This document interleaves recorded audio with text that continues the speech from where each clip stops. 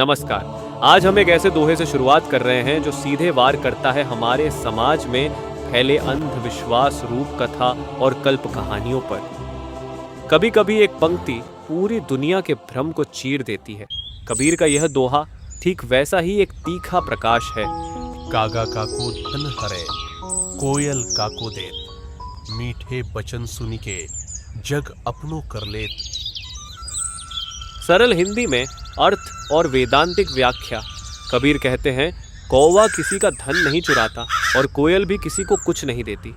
फिर भी केवल मीठी आवाज़ के कारण लोग कोयल को अपना मान लेते हैं।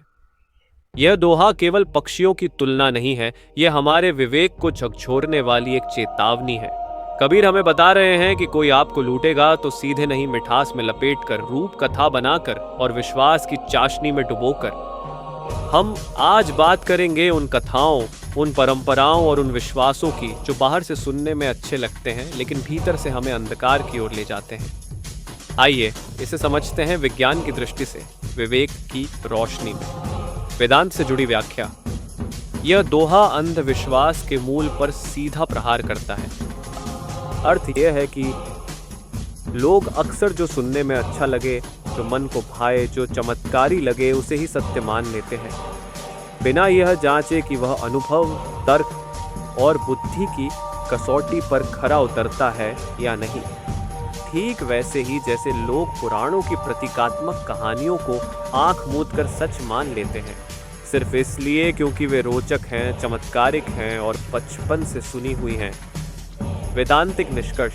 वेदांत कहता है, मिठास में मत बहो, सत्य को खोजो।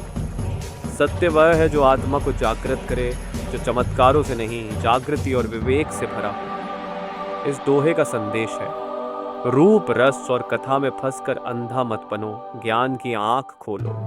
कल्पनाओं की रंगीन चादर में लिपटे ये पुराण, क्या वे सिर्फ सांस्कृतिक सौंदर्य हैं या फिर अंधविश्वास के गहनों से सजाए गए विचारों की भूल भुलैया? कल्प कथाओं से रचे बसे ये पुराण आखिर हैं क्या? ज्ञान की प्रतीकात्मक परंपरा या भावनाओं को बांधने वाला एक अदृश्य जाल? पुराण केवल अतीत की कथाओं या इतिहास का संग्रह नहीं है, बल्कि यह मानव चेतना में गहरे आध्यात्मिक सत्य का प्रतिबिंब है। इस भाग में हम विस्तार से चर्चा करेंगे कि पुराण मानव समाज के लिए अत्यंत प्रासंगिक क्यों हैं और यह वेदांत के दर्शन से कैसे जुड़ते हैं। पहला, पुराण की परिभाषा और प्रकृति। पुराण की अवधारणा। पुराण शब्द पुर से आया है, जिसका अर्थ है प्राचीन या अतीत। यह ऐसी कथाएं, कहानियां और उपाख्यान हैं जो मानव जीवन की नैतिक, आध्यात्मिक और सांस्कृतिक मूल्यों को दर्शाते हैं। इसमें ईश्वर, देवता, नायक और महाकाव्य घटनाएं वर्णित होती हैं जो केवल अतीत की घटनाएं नहीं हैं, बल्कि यह मानव जीवन के शाश्वत सत्य का प्रतीक है। आध्यात्मिक प्रतीकवाद। वेदांत के अनुसार प्रत्येक पुराण केवल बाह्य कथा नहीं है, बल्कि यह एक प्रतीकात्मक भाषा है जो मनुष्य के अंतःकरण की जागृति और आत्मज्ञान की ओर इंगित करती है। पुराणों के माध्यम से नैतिकता, धार्मिक मूल्य और मानव जीवन का उद्देश्य स्पष्ट होता है। सर्वधर्म या संस्कृति का समन्वय। वेदांत की एक विशेषता यह है कि यह सभी धर्मों, दर्शनों और उपाख्यानों को समाहित कर परम सत्य की ओर ले जाता है। भारतीय पुराणों के साथ साथ ग्रीक, रोमन, चीनी, जापानी और अन्य देशों के पुराण भी मानव मन की एक समान चेतना और ब्रह्मांडीय सत्य की ओर संकेत करते हैं। इस प्रकार पुराण हमें यह सिखाते हैं कि सभी धर्म और संस्कृतियां एक ही परम सत्य की खोज में हैं, जो वेदांत के एकम सद्विप्रा बहुधा वदन्ति, एक ही सत्य को विभिन्न तरीके से कहा जाता है, इस मूल मंत्र के अनुरूप है। 3. पुराणों की आवश्यकता क्यों पड़ी? आध्यात्मिक शिक्षा और नैतिकता। पुराण समाज में नैतिक और आध्यात्मिक शिक्षा प्रदान करते हैं। यह मानव समाज के नैतिक संकट, ध्यान, आध्यात्मिक खोज और जीवन के उद्देश्य पर प्रकाश डालते हैं।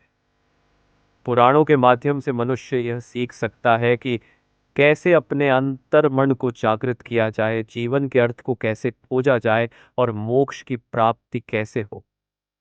सामाजिक और सांस्कृतिक एकता। पुराण विभिन्न धर्मों और समुदायों के बीच सामाजिक एकता स्थापित करने का एक माध्यम है। यह धार्मिक और सांस्कृतिक परंपराओं को एक साथ लाकर मानवता, सहानुभूति और सत्य के प्रति अनुराग बढ़ाते हैं। 4. पुराण बनाम इतिहास और यथार्थता। पुराणों की प्रतीकात्मक भाषा। पुराण केवल सीधा इतिहास नहीं है, बल्कि यह प्रतीकात्मक और रूपक भाषा में सत्य की अभिव्यक्ति है। यदि इतिहास केवल घटनाओं और तिथियों का संकलन होता, तो पुराणों की गहरी आध्यात्मिकता को समझना संभव नहीं होता। पुराणों की प्रतीकात्मक व्याख्या मानव मन की गहराइयों में छिपे प्रश्नों का उत्तर देती है, जो इतिहास से कहीं अधिक मूल्यवान है। यथार्थता से संबंध। वेदांत के दृष्टिकोण से पुराण मानव जीवन के आध्यात्मिक और नैतिक आधार को दर्शाते हैं, जो केवल सांस्कृतिक इतिहास की सीमा को पार कर मानवता के शाश्वत सत्य की ओर संकेत करते हैं। निष्कर्ष। पुराण केवल अतीत की कथाएं नहीं हैं, बल्कि यह आध्यात्मिक सत्य का प्रतीक है, जो आत्मज्ञान, नैतिकता और सर्वधर्म समन्वय को प्रेरित करता है। पुराणों में निहित आध्यात्मिक बुद्धि और नैतिक शिक्षा हमें यह सिखाती है कि हम केवल इतिहास में नहीं, बल्कि आत्मा की अमृता में भी सत्य की खोज कर सकते हैं। पुराण की आवश्यकता क्यों थी? वेदांतिक व्याख्या। वेदांत के दृष्टिकोण से पुराण केवल कल्पना नहीं है, बल्कि यह मानव मन और समाज के निर्माण के लिए एक महत्वपूर्ण दिशा निर्देश है। एक, पुराण का मूल उद्देश्य आध्यात्मिक उन्नति और आत्मबोध। प्राचीन समाज में सामान्य लोग जटिल दर्शन या उपनिषदों के गहरे ज्ञान को आसानी से नहीं समझ सकते थे, इसलिए प्रतीकात्मक भाषा और कथाओं के माध्यम से आत्मबोध और नैतिक शिक्षा देने के लिए पुराणों की रचना हुई। पुराण उपनिषदों का प्रतिबिंब है। यह केवल कथाएं नहीं है, बल्कि आत्मसंधान और जीवन के वास्तविक उद्देश्य के प्रतीक है। नैतिक और सामाजिक शिक्षा। प्राचीन समाज में धर्म, नैतिकता, आदर्श और समाज संचालन के लिए निश्चित मानदंड नहीं थे।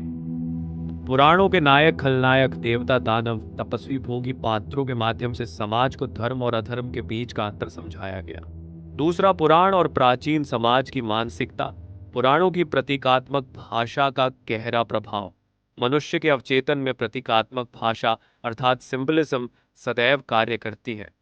पुराण केवल बाह्य इतिहास नहीं है, बल्कि यह मानव के आंतरिक मानसिक ढांचे का आध्यात्मिक रूप है। पुराणों के पात्र हमारे मनोभावों के प्रतिबिंब हैं। राम सत्य के प्रतीक है, रावण अहंकार का प्रतीक है, कृष्ण चेतना के प्रतीक है और कंस तामसिकता का प्रतीक। धर्म और आध्यात्मिकता को सरल बनाना। समाज के सभी लोग दार्शनिक या ऋषि नहीं थे, इसलिए वेद उपनिषदों के गूढ़ ज्ञान को आम लोगों तक पहुंचाने के लिए पुराणों का उपयोग किया गया।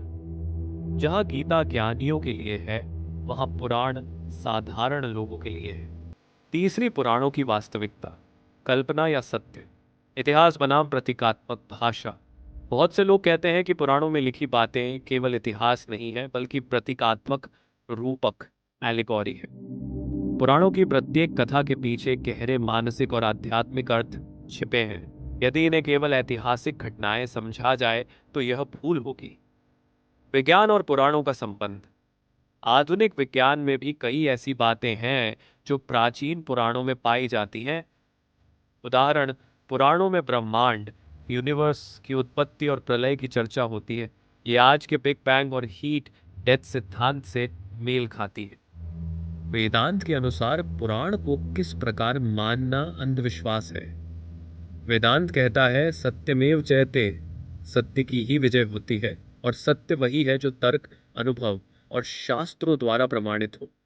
पुराण मुख्य रूप से प्रतीकात्मक और नैतिक शिक्षा देने वाली रचनाएं हैं, जो समाज की नीतियों को मजबूत करने के लिए लिखी गई थी। लेकिन जब कोई इन्हें शाब्दिक रूप से सत्य मान लेता है और बिना तर्क विचार के आंख मूंद कर स्वीकार करता है, तो यह अंधविश्वास बन जाता है। एक, पुराण शाब्दिक रूप से सत्य नहीं है, वे रूपक हैं जिनमें गहरा दर्शन छिपा है, लेकिन अंधविश्वास के कारण उनकी वास्तविक शिक्षा खो जाती है। तो तर्क को छोड़ना ही अंधविश्वास है। यदि कोई कहे बस मान लो, प्रश्न मत करो, तो वही अंधविश्वास है। तीसरा, वेदांत कहता है आत्मविचार करो। बिना स्वयं विचार किए सिर्फ सुनी सुनाई बातों पर विश्वास करना वेदांत के विपरीत है। चौथा, पुराण का मूल संदेश समझो, चमत्कारों में मत उलझो। रामायण महाभारत इतिहास हो या काव्य, इनका उद्देश्य जीवन की सच्चाई सिखाना था, न कि चमत्कारों को बढ़ावा देना।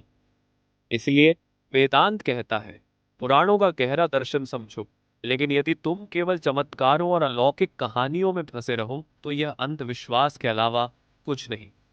एक, पुराण को प्रत्यक्ष रूप से सत्य स्वीकारना ही अंधविश्वास है। पुराण मूल रूप से नैतिक शिक्षा और गहरे दर्शन के वाहक हैं, लेकिन जब कोई इन्हें शाब्दिक रूप से मानने लगता है तो यह अंधविश्वास बन जाता है।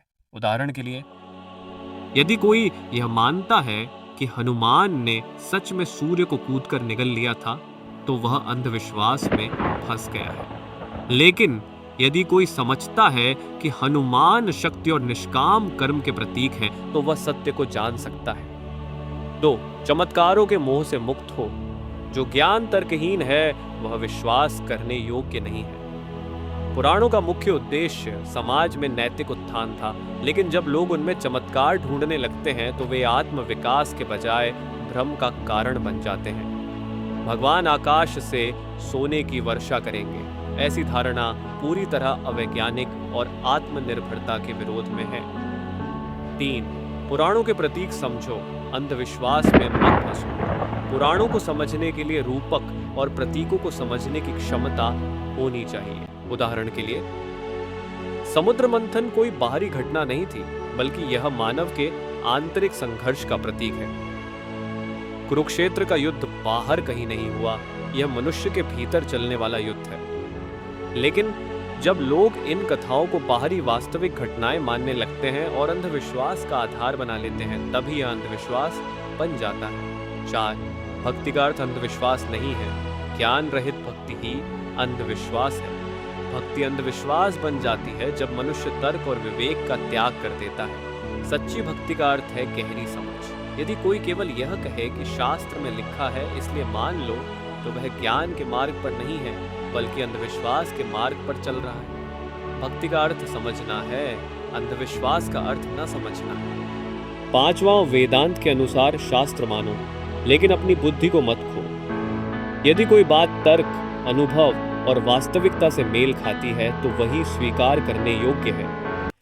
यदि पुराण केवल चमत्कारों का पर्याय बन जाए तो वह अंधविश्वास है, लेकिन यदि वह आपके जीवन में वास्तविक अनुभूति लाने का साधन बने तो वह मूल्यवान है।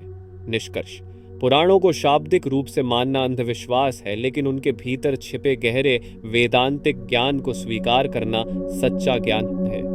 इसलिए सिर्फ कहानियां सुनकर मोहित मत हो, बल्कि उनके भीतर छिपे सत्य को समझो, यही सच्चा धर्म है। उदाहरण स्वरूप, कसाईवादी होना केवल एक पेशा नहीं, वह करुणा के मूल तत्व का अपमान है। इस शाश्वत सत्य को हम सदियों तक पुराणों की कल्पनात्मक कहानियों में लपेटकर समाज को नहीं समझा सकते। न्याय, करुणा और अहिंसा ये केवल प्रतीकों की बात नहीं, बल्कि जीवन का जीवित दर्शन है। सच को सजीव अनुभव की जरूरत है, न कि रूपक कथाओं की भावुक चादर में लिपटी छाया। गूढ़ सत्य को हम सदियों से पुराणों की कल्पनाओं में खोकर समझाने की कोशिश करते रहे हैं, लेकिन किसी दिन एक समय आते हैं जब सत्य को प्रतीकों से बाहर लाकर प्रत्यक्ष विवेक के धरातल पर खड़ा किया जाए। यदि हम कबीर के इस दोहे को दूसरे संदर्भ में समझें तो स्ट्रेटेजिक मीनिंग, जो व्यक्ति अपनी बात को मधुरता से कहना जानता है वही समाज में प्रिय होता है। सिर्फ सत्य बोलना पर्याप्त नहीं, उसे कैसे कहा जाए यह भी मायने रखता है।